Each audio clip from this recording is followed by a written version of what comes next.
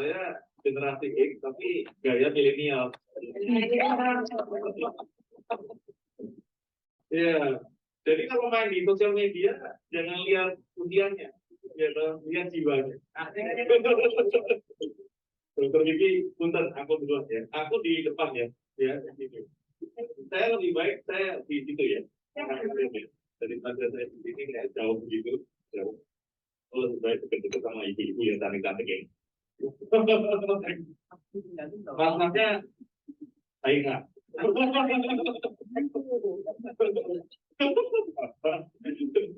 Ya, rekan-rekan sekalian, ini waktu saya terbatas untuk menit ya. Materi ini padat sekali, jadi saya melakukan ada konsentrasi juga untuk melihatnya dan mendengar kemudian bertanya. Tentunya sekali lagi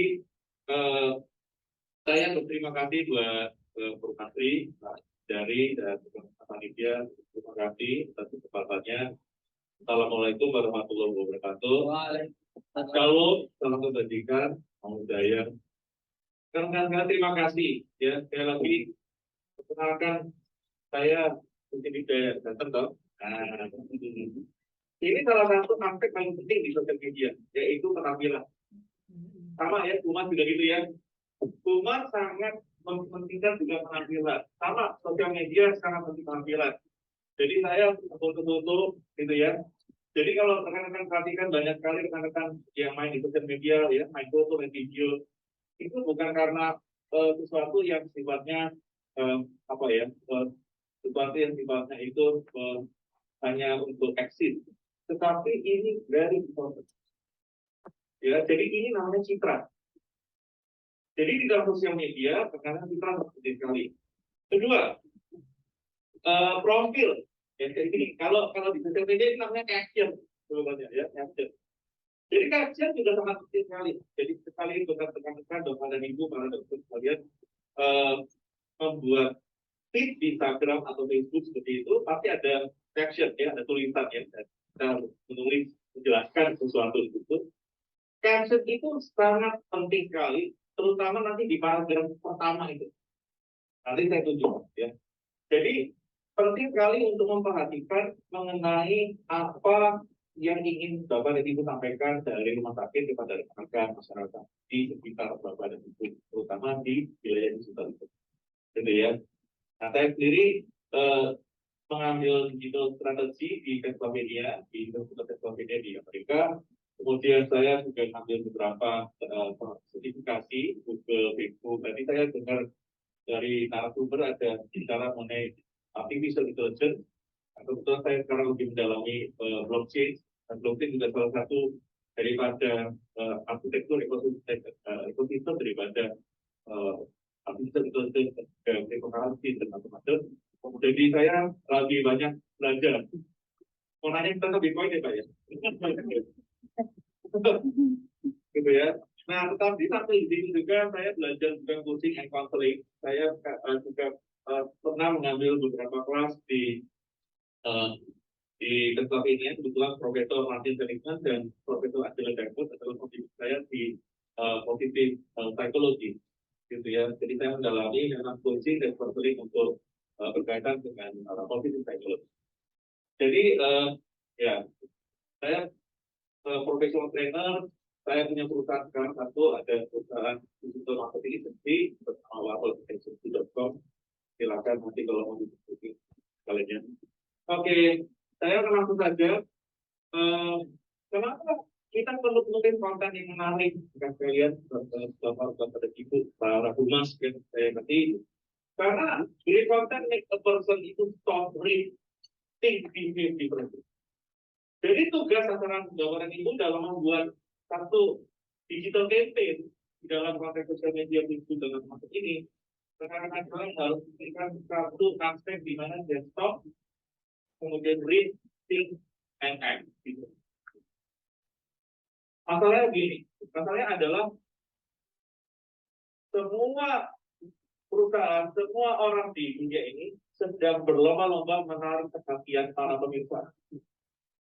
Tadinya kan media komunikasi cuma above the line, below the line, TV, radio, koran, dan macam-macam, kemudian event seperti ini begitu ya. Nowadays, anak kita umur 18 tahun aja sudah bisa main konten, sudah bisa bikin video. Ya, hari ini saya menyaksikan misalnya TikTok. Siapa yang di sini sudah main TikTok?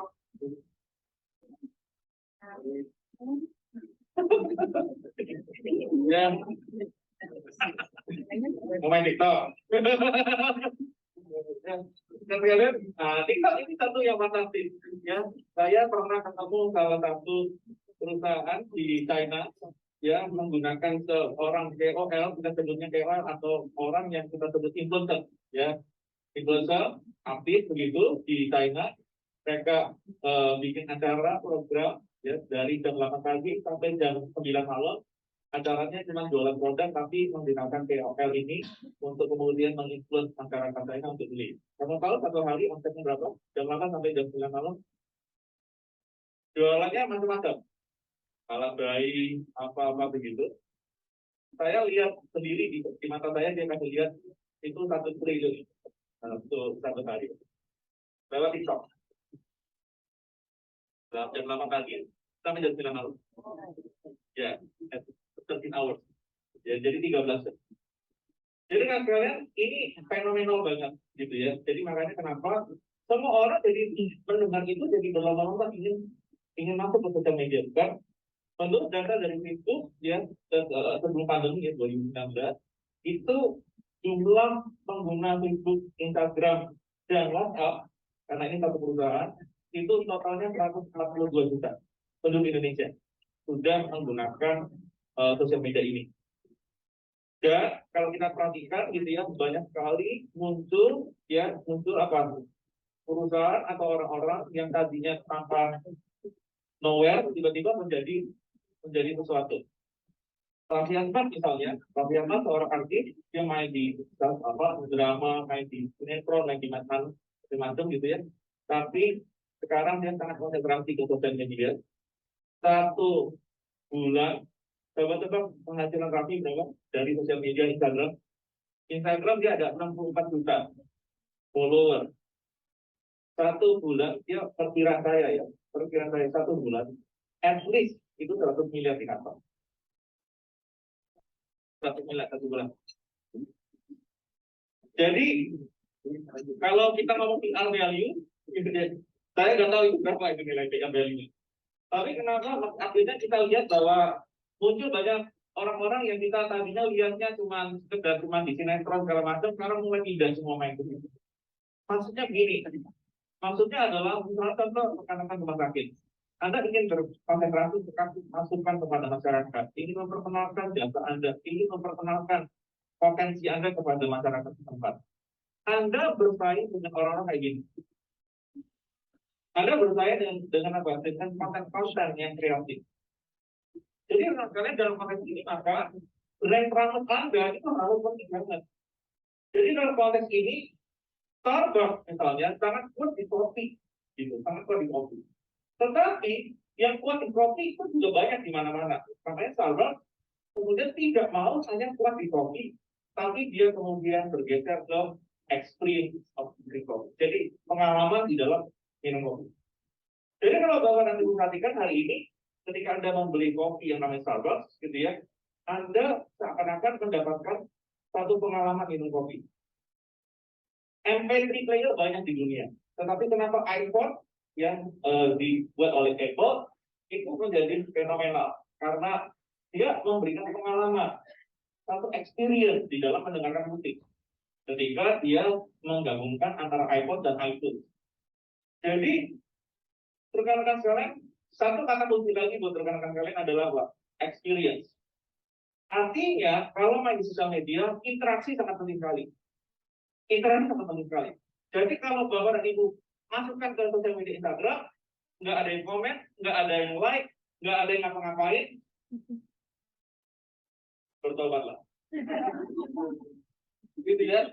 Anda harus bertobat dengan kalian. Kenapa? Karena artinya rekan-rekan cuma melakukan tugas dan tanggung jawab sebagai humas, masukin ke feed, selesai. Mudah-mudahan tidak memberatkan untuk bagi kalian. Tapi ini sesuatu yang menarik. Jadi saya ingin kritik kepada Bapak dan sekalian, dunia sosial media itu adalah dunia di mana rekan-rekan harus benar-benar mengerti sedang berkomunikasi dengan siapa. Ini segmennya siapa ini? Kadang-kadang kalau saya ngomong tentang sama public consumer ya seperti wafer ya, pernah dengar wafer Tenggo? Saya pernah tanya sama brand manajernya, segmen kamu siapa? Dia mengatakan siapapun yang bisa makan wafer itu segmen saya. Sama rumah sakit juga kan, barangkali banyak dari rekan-rekan juga begitu. Siapa segmen kita? Semua masyarakat yang membutuhkan jasa layanan kesehatan. Ambigu banget buat kalian. Jadi artinya buat kalian, Anda harus memikirkan dua aspek. Satu aspek yang kita sebut dengan spesialisasi, satu aspek yang kita sebut dengan konsep yang kita sebut dengan generalitas. Artinya, memang betul bahwa rumah sakit menawarkan semua jasa layanan kesehatan.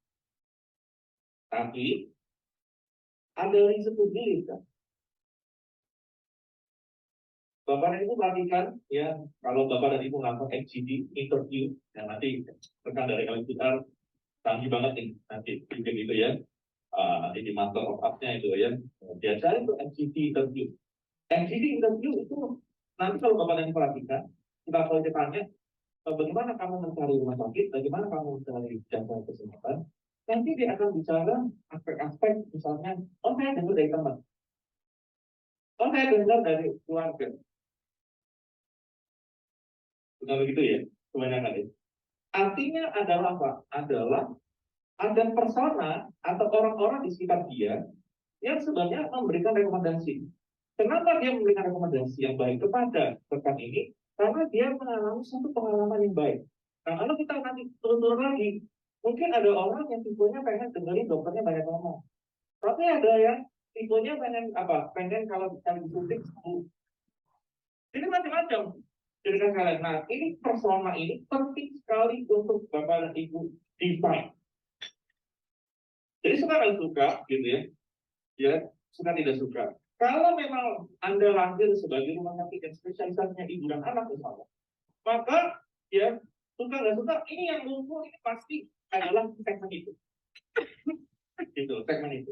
Kalau Anda sangat spesialisasi di kanker, di onkologi misalnya, Anda pasti akan ngumpulin orang-orang itu di situ. Tetapi apakah rumah sakit onkologi tidak ada yang lain-lain misalnya, atau rumah sakit ibu anak tidak ada yang lain-lain? Ada yang lain-lain, kita perlu ngomong. Jadi ada yang disebut dengan core segment, ada yang disebut dengan supplementary segment. Gitu ya. Kalau ada pertanyaan, monggo ya. Jadi kita perlu tahu what they feel, what they think, what they hear, what they see, what they think itu.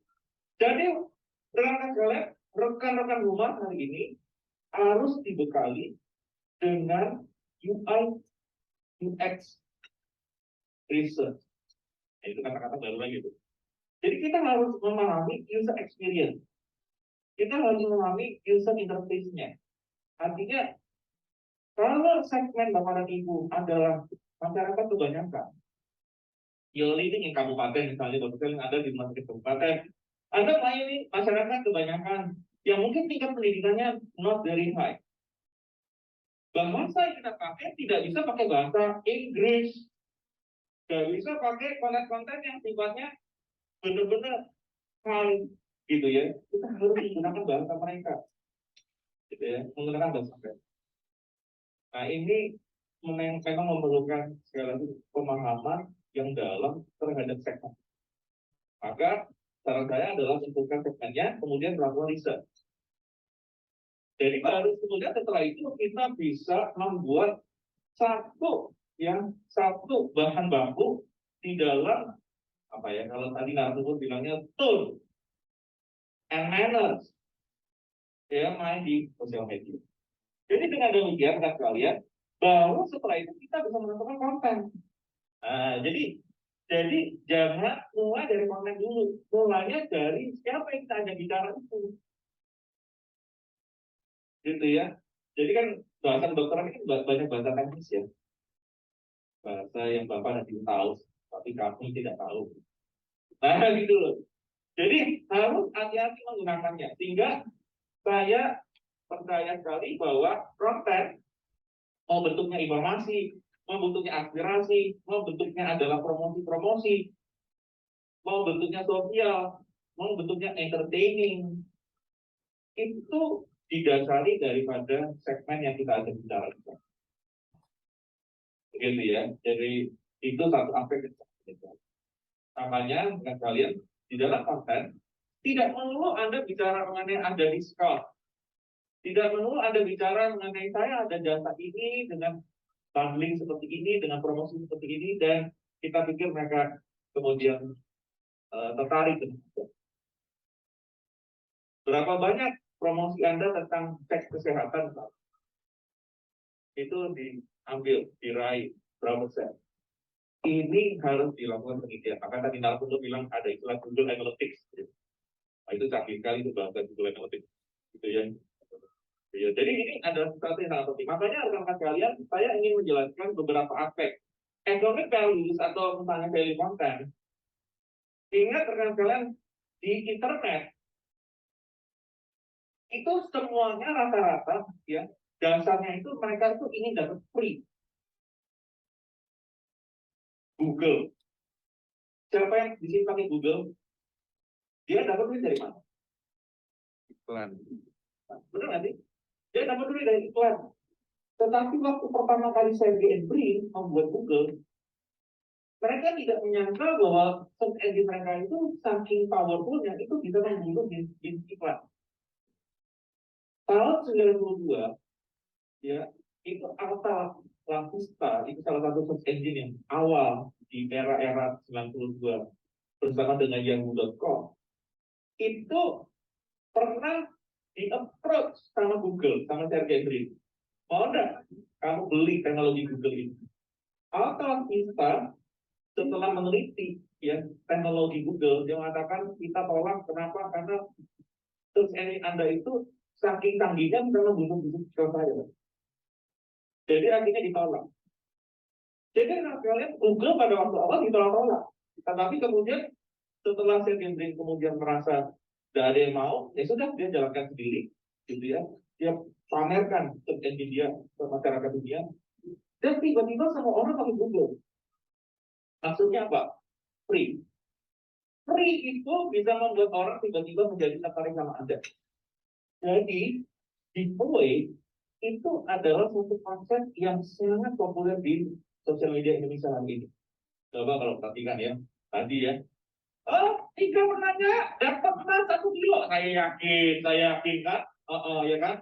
Langsung semuanya berlomba-lomba kalau bisa lompat gitu ya, biar dapat perhatian. Dan kalian pada prinsipnya hari ini di internet semua orang ingin free, betul nggak? Kamu cari informasi apapun sebetulnya karena free, betul? Coba kalau Google Map bayar, kagak ada yang pakai Google Map, betul nggak? Tapi Google Map harus gratis, gitu ya. Suatu ketika Microsoft sangat kuat sekali di Office, dia pakai, Anda mungkin pakai Microsoft Office hari ini bukan? Pakai PowerPoint, pakai Word, pakai Excel dan macam-macam. Google lihat incumbent raksasa seperti Microsoft main di situ, kemudian dia pikir mestinya ada sesuatu yang kita sebut dengan alternatif. Akhirnya dia bikin project namanya Google Doc. Ya, Google Doc. Sekarang namanya Google Workspace. Dia bikin Google Doc, di situ dia kasih gratis itu Google Word, Google PPT, Google apa gitu, kita gratis. Tidak ada yang mau pakai, kenapa? Jelek banget awalnya. Akhirnya Google tahu diri, karena produknya jelek, akhirnya dia kasih gratis ke semua universitas. Nah, mahasiswa, ya kan, yang kalau di awal bulan dapat buku dari orang tuanya, bisa makan di tengah-tengah bulan makan Indomie, gitu ya. Seperti kita dulu ya, Bapak ya. Gitu ya. Nah, itu akhirnya mereka tuh pakai itu dari mana bayar office-nya, gitu ya. Mereka pakai itu dan kemudian Google memperbaiki terus-menerus. Kreatif sampai hari ini. Dan apa yang terjadi? Yang terjadi adalah sekarang 40% perusahaan di dunia tidak mau lagi pakai Microsoft Office. Pakainya Google Docs yang berbayar ini. Dan sekarang ini satu aspek. Bapak nanti itu kalau ingin raih hati daripada masyarakat itu, giveaway. Kasih sesuatu yang free gitu. Free apa? Bisa free information, bisa free education, bisa free macam-macam lah. Giveaway. Jadi itu adalah sesuatu yang sangat penting kali buat teman-teman. Yang kedua adalah menentukan konten itu ditaruh di mana sih? Itu sangat penting sekali. Karena itu daripada Instagram misalnya, itu banyak banget fiturnya. Kita harus pilih. Contoh hari ini. Sekarang kan saya lihat karusel itu yang slider. Kalau Bapak tadi lihat feed di Instagram, di atasnya itu ada kayak ada apa sedipan dua gitu. Itu slider kan? Gitu ya. Nah, itu namanya karusel.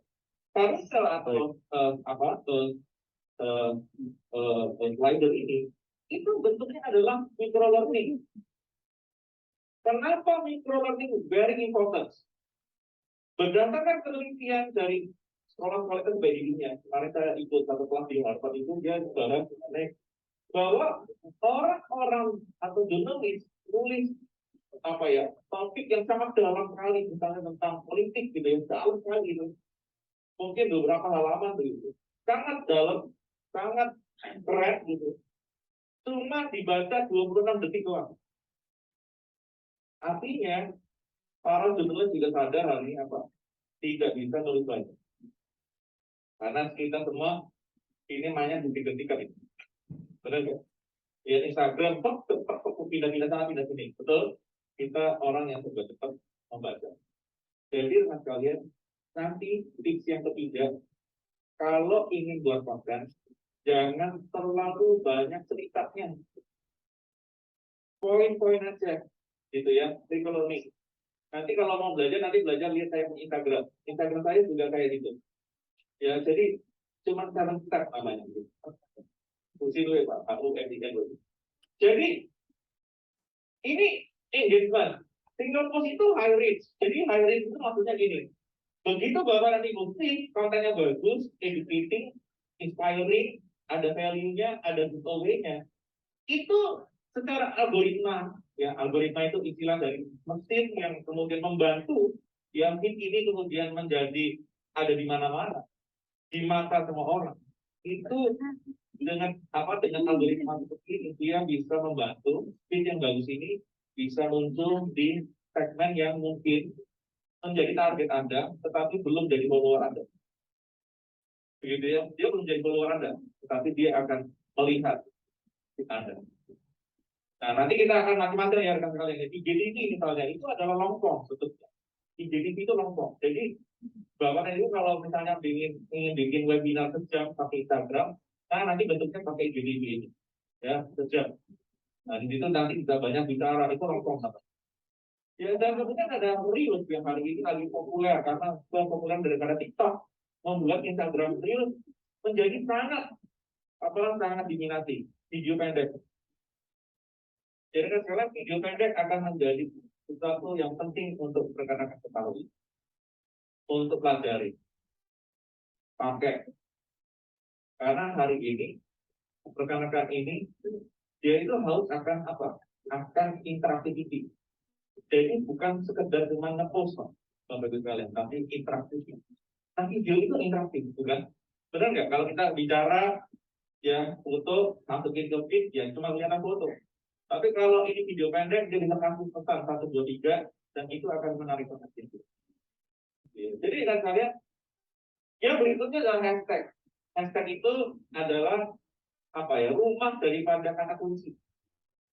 Jadi hashtag Perhumas Street, misalnya gitu ya, itu berarti rumah dari semua kegiatan Perhumas Street. Hashtag rumah sakit Sukowalujo, itu dia adalah konten bank, jadi dalamnya itu adalah semua kegiatan daripada rumah sakit. Jadi Anda Bapak Ibu sekalian tidak boleh lupa sama hashtag. Kalau sudah ditentukan hashtagnya itu rumah sakit misalnya misalnya atau rumah sakit Siloam apa gitu ya, Anda harus cantumkan itu terus karena itu adalah semacam rumahnya. Orang kalau di Instagram nyarinya bagaimana? Buat saya lihat. Bukan nyarinya dengan cara seperti Google. Kalau di Instagram nyarinya pakai hashtag. Jadi hashtag ini sangat penting sekali. Jadi pikirkan kata kunci itu. Kata kunci itu. Ya, jadi perlu memperhatikan kata kunci itu. Jika nanti Anda bisa buat hashtag. Yang berikutnya adalah berkaitan dengan research terhadap hashtag. Hashtag ini harus di-research. Artinya, ada hashtag yang tidak banyak peminatnya, dia tidak akan datang ke sana. Ya, jadi seperti kayak kita lah, kalau beli rumah, kita selalu cari rumah yang ramai gitu. Fasilitasnya banyak gitu kan. Harus bisa. Nah, hashtag ini juga sama. Harus hashtag yang ramai, yang banyak iya. fasilitasnya, itulah yang dikunjungi. Artinya, kalau rekan-rekan ingin bikin hashtag, harus melakukan riset terlebih dahulu terhadap hashtagnya. Di situ saya ada cantumin sebuah alamat untuk mengecek ya secara gratis. Monggo silakan ya. Anda bisa pakai itu untuk kemudian ngecek hashtag Anda itu seberapa banyak sih popularitasnya. Hashtag apa saja sih yang relevan dengan rumah sakit Anda itu. Itu akan membantu rekan untuk masuk ke dalam komunitas. Karena orang hari ini tidak mencari satu kalau di Instagram, tapi nyarinya melalui hashtag. Yang berikutnya adalah menulis caption. Tadi saya juga sudah sedikit tips bahwa paragraf pertama daripada caption itu menjadi sangat penting. Kenapa? Nah, karena tadi orang di Instagram membacanya, menurut riset ya, membaca caption itu paling cuma 6 detik. 6 detik itu cukup ya. Jadi dia tidak akan baca sampai banyak. Jadi begini untuk kalian, jangan tulis terlalu banyak, tidak akan dibaca. Kecuali ada unsur news yang sangat worthiness, yang sangat berharga. Nah, ditanya lebih apa lagi? Bagaimana membuat news yang worthiness? Sehingga dia baca. Book itu, stop, read, and think. Itu yang menjadi sangat penting sekali di dalam sosial media. Ini catatan caption. Kalau rekan-rekan perhatikan dokter ini, gitu ya, dia itu cuma bikin caption cuma gini. Tanya saya, gitu ya, apakah Pfizer atau Moderna yang cocok untuk anak 6 tahun sampai 5 tahun itu? Itu doang. Jadi dia tidak banyak cerita, dia bilang tanya saya. Nanti kemudian dibikin apa? Bikin webinar melalui IGTV atau real cerita, gitu. Oh, Pfizer begini, Moderna begini, begitu. Dengan sekalian, simple as that, interaktivitasnya luar biasa. Gitu ya, interaktif luar biasa. Jadi dengan sekalian, yang berikutnya adalah ingat tentang CTA. CTA apa nih? CTA itu adalah call to action. Maksudnya gini, rekan-rekan kalau bikin konten, video, reel, terus ada caption, terus ngapain? Kenapa ya? Jadi kalau kita di Instagram, di sosial media, Anda harus ngajak si pemirsa itu untuk melakukan aksi tertentu. Kalau kan dia tidak akan melakukan aksi apapun, gitu. Ya, jadi makanya kenapa banyak sekali yang bilang gini, tolong dong dikasih like, jadi ada yang begitu. Tolong dong di share, tolong dong di komen, begitu. Itu akan sangat membantu. Kenapa? Ingat dengan kalian, ini masalahnya ke dalam proses super cepat ini. Jadi peneliti dari Nobel Laureate ini ya, dia menulis, jadi Profesor Daniel Kahneman itu, dia menulis buku judulnya Think Fast Think Slow. Siapa yang pernah baca bukunya? Think Fast Think Slow. Jadi dia mengatakan nih, bahwa orang hari ini di era super cepat seperti ini, actingnya itu karena apa? Karena benar-benar dari proses habit yang serba cepat. Jadi mereka tidak dapat berpikir. Jadi rekan-rekan kalian yang suruh dia melakukan, bukan suruh dia mikirin apa yang harus dia lakukan. Kalau Anda suruh mereka mikirin apa yang dia lakukan, kagak ada itu artinya. Jadi harus ada dia untuk berinteraksi. Makanya kata-katanya itu ini ya, hanya tinggal 1 hari lagi, terus dia terbakar. Seperti itu. Kata-kata seperti itu mendorong orang untuk do something. Itu do something. Jadi gunakanlah kata perintah yang tepat. Kalimatnya harus jelas.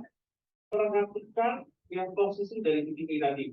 Ya, jadi ingat kali ketika dia buka Instagramnya, itu kalimat pertama itu kan paragraf pertama itu yang penting. Nah, disitulah titik E-nya. Nah, biasanya orang pakai Bitly, apa ya link-link kecil untuk membuat mereka ngeklik. Tetapi untuk membuat orang ngeklik, kita harus pikirkan apa yang membuat mereka ngeklik. Karena hari ini terlalu banyak yang harus diklik, terlalu banyak yang harus diklik, gitu ya. Jadi artinya penggunaan emoji misalnya, ya ini kan adalah salah satu alat untuk apa ya merasa emosi, gitu ya, merasa emosi. Karena juga harus pakai merasa emosi.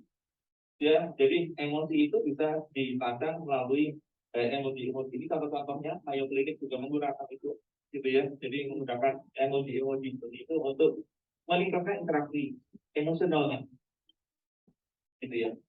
Dan fitur biotek. Biotek ini sangat penting, kenapa?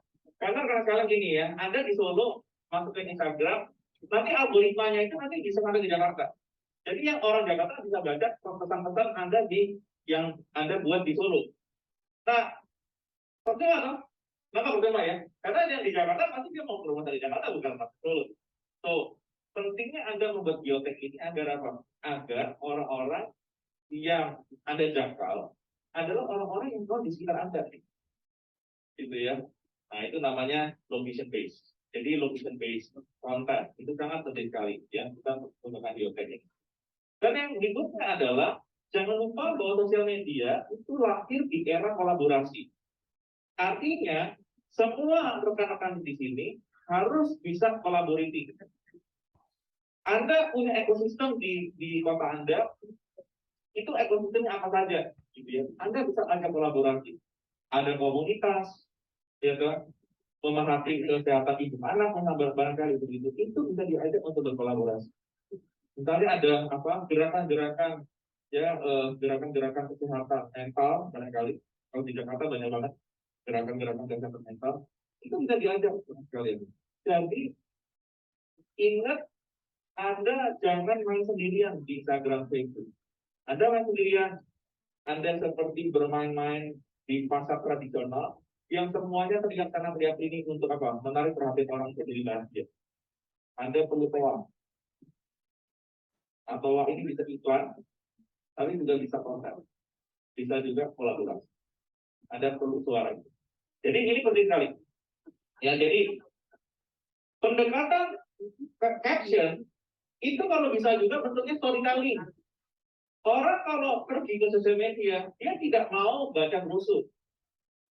Jangan bertingkah laku seperti brosur.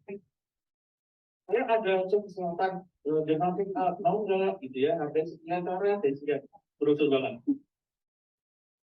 Bikin cerita, bikin storytelling, karena ini eranya storytelling. Dan cerita-cerita itu sangat penting sekali. Makanya Mayo Klinik itu banyak banget itu contoh-contohnya. Dia pakai storytelling. Ini film klinik juga sama. Saya mempelajari dua klinik ini karena dua ini sudah ada bukunya. Gitu ya. Sudah ada dua buku. Gitu. Jadi mereka juga story, cerita. Nah orang cenderung akan membaca ya cerita ketimbang sekedar berita. Nah ini juga jadi sangat krusial buat teman kalian. Ya, ini contoh-contoh saja ya saya berikan. Yang berikutnya ada event. Ada event hari ini kan hari apa ini? Betul, hari anak nasional itu akan membawa tren. Nah, karena semua orang berusaha dimanapun, nah, selama hari anak nasional, Bapak dan Ibu harus main juga di situ. Kalau nggak begitu tren. Ingat algoritma Instagram dan Google dan kemudian Facebook itu mungkin tren. Makanya ada istilah Google Analytics atau Google Trend. Jadi ini mungkin tren. Jadi kalau ada tren, ikut. Contoh, mungkin rekan-rekan pernah melihat Booty Challenge. Booty Challenge itu tren. Itu tren. Mungkin satu ketika dokter-dokter juga sama teman-teman perawat Booty Challenge. Ikutin rekan-rekan. Karena kenapa? Karena ini tren. Wih, Pak saya kan rumah sakit ya Pak ya. Ada etikanya gitu. Oh, oke, jangan main di feed, main di Instastory aja. Instastory 24 jam doang. Instastory hanya 24 jam. Ya jangan di feed, kalau feed kan abadi. Ya, kalau Anda mau main-main yang tren-tren, ya main di Instastory. Lakukan akan saya. Itu akan secara algoritma akan friendly. Sehingga nanti Bapak ini punya Instagram akan kebanjiran juga. Kebanjiran juga tuh. Traffic namanya. Ya, traffic. Itu yang penting sekali. Ya, jadi yang berikutnya adalah Pak, lakukan interaksi dengan audiens dengan question, dengan bertanya. Saya waktu jadi coach gitu diajarin coach, gitu ya. Profesor saya itu Marshall Reynolds itu bilang gini, ya, kamu kalau ngajarin orang dengan bertanya, jauh lebih powerful bertanya daripada ngajarin. Karena kalau bertanya, gitu ya, itu kesadarannya tiba-tiba bisa timbul. Nah, siapa nih rekan-rekan psikolog? Kalau kesadaran timbul, itu dia bisa disaktif, bisa disaktif. Jadi sekarang kita ajak rekan itu berbicara. Jadi trik Instagram Anda itu kayak manusia. Manusia itu kalau kemudian suka letih ya. Tapi kalau ada semangat dari teman, apa segala macam senang kan gitu. Lakukan seperti manusia. Berteman, berdialog, bercakap dengan audiens. Ya, jadi jangan begini, jangan cuma sekedar Pak kita harus webinar ya Pak kita harus bikin seminar ya Pak. Bukan begitu, Mas kalian. Kalau webinar dan seminar itu tidak dibutuhkan oleh audiens Anda, ngapain? Ya, mendingan sharing, mendingan bikin komunitas-komunitas kecil yang membantu rekan-rekan itu untuk apa? Berinteraksi secara natural. Siapa yang di sini sudah punya aplikasi namanya Clubhouse? Download ya. Clubhouse. Clubhouse itu tempat mereka ngobrol sebenarnya. Jadi itu ruang ngobrol, ruang bicara. Saya seringkali memperhatikan Clubhouse itu, ya. Jadi mereka tuh sering bikin tema apa, misalnya makan pagi sambil ngobrol sama teman, gitu. Jadi kita kunjungi ngobrol sama dia, dan luar biasa sekali begini. Saya tidak kenal dia tidak kenal saya, kita bisa ngobrol seperti kayak kita berbicara gitu. And it's very important kalau Bapak Ibu bisa berdialog dengan mereka. Makanya Clubhouse sangat powerful. Nah, tetapi Instagram juga ada seperti itu, ya. Anda bisa melakukan itu dengan Instagram Live. Ya, jadi Instagram Live bisa membantu. Bio, dengan kalian ini juga sangat di profil. Karena profil itu adalah salah satu petunjuk saya benar nggak ini mencari informasi, tepat nggak ini narasumbernya. Jadi bio ini sangat penting sekali. Jadi bio juga akan menjadi aspek yang sangat penting untuk meningkatkan trust. Apalagi kalau sudah centang biru. Siapa ini sini Instagramnya sudah centang biru? Yeay, very good. Gitu ya. Centang biru itu powerful. Harus diusahakan ya buat kalian yang bahkan itu harus diusahakan ada centang biru itu. Susah, memang susah. Tetapi ya, usahakan. Itu tingkat iteraf apalagi, gitu ya. Ya, nah ini centang biru nih. Where is? Ini centang biru nih. Centang biru. Ya, jadi itu penting sekali. Jadi itu. Kemudian mengajak teman-teman itu untuk apa? Untuk ngeklik gitu ya. Ngeklik view. Ngeklik view. Apa yang diklik di sini? Hashtag ini kan. Gitu ya. Hashtag itu yang ditulis. Nah, itu audiens tag teman-teman. Tag itu adalah colek. Kalau bahasa Indonesia-nya colek. Tag, colek. Gitu. Jadi mencolek teman itu penting sekali. Jadi perhatikan di sekeliling Anda itu, di sosial media Anda itu, siapa ada yang punya follower di atas 10.000. Di atas 10.000 itu masih colek-colek gitu. Ya, jangan lupa untuk colek. Ini waktu saya sangat terbatas kelihatannya ya. Oke. Tapi mengajak audiens kontes misalnya, ini juga sangat penting. Pokoknya gini deh. Pikirkan bagaimana caranya agar bisa berinteraksi. Kalau rekan-rekan dengan teman lama itu bagaimana interaksinya? Udah lama nggak ketemu makan-makan yuk. Nah, gitu ya. Terus kemudian datang kasih hadiah, gitu kan? Kasih hadiah. Nah, itu kontes, itu penting sekali. Harus dilaksanakan kontes itu untuk berinteraksi. Menjawab pertanyaan. Nah, ini juga satu hal. Jangan jadikan Instagram Bapak dan Ibu sebagai papan pengumuman toh. Kalau papan pengumuman seperti di sekolah dulu kan, tempel di mati selesai. Ada yang nanya nanti jawabnya sebulan lagi. Ada yang nanya nanti 5 jam lagi baru menjawab. Itu berbahaya sekali. Kenapa? Karena dia mulai menyadari gini. Oh, ternyata ini cuma papan pengumuman doang. bukan tempat untuk berinteraksi. Padahal Instagram itu tempat berinteraksi. Ya, jadi dengan kalian bikin SOP, pokoknya kalau ada yang nanya itu dalam waktu 5 menit, 10 menit harus dijawab. Kalau Anda tidak begitu, Anda akan pelan-pelan ditinggalkan sama follower Anda. Nanti follower Anda nanti jadi benar-benar jadi ya follower yang hanya ada di situ dan tapi jiwanya tidak di situ. Ya, full live, ya, Instagram live, ajak untuk interaksi, tampilkan diri Anda apa adanya, itu maksudnya adalah penampilan-penampilan otentik. Gitu ya.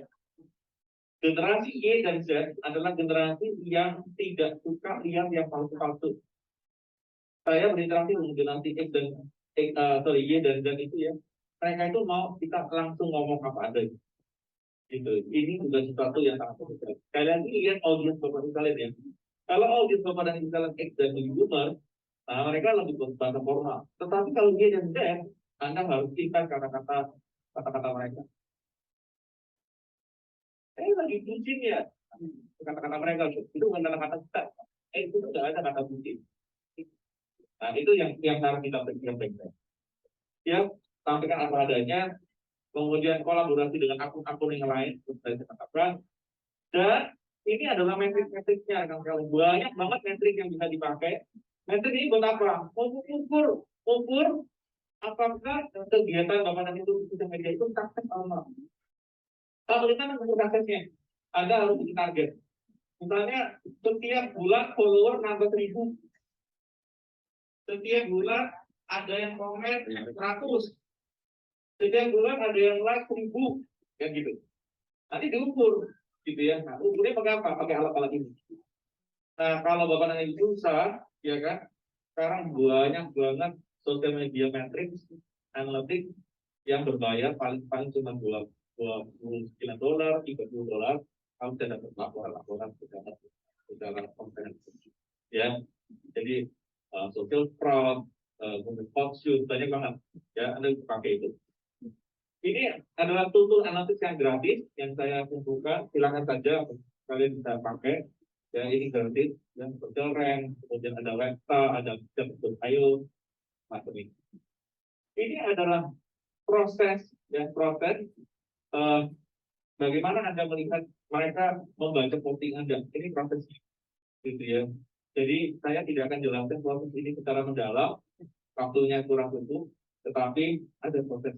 Artinya bahwa rekan kalian begitu Anda masukkan feed, gitu ya. Ini ada yang baca. Nah, setelah dia baca, dia mau ngapain? Gitu ya. Kalau dia tidak tahu apa yang dia lakukan, dia artinya tidak akan ada. Lakukan CTA, call to action, lakukan interaktiviti, bikin Instagram live, bikin webinar, bikin IGTV, dan bikin Instastory, macam-macam. Kalau sulit, ada Canva. Kalau sulit, ada Canva. Ya, pakai Canva. Ya, Canva.com itu sudah tercapai. Ini adalah alat-alatnya.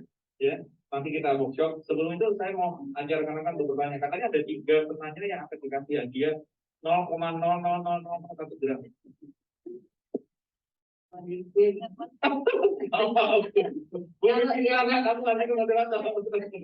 Bukan ketiga itu untuk 2 workshop. Oh, 2 workshop.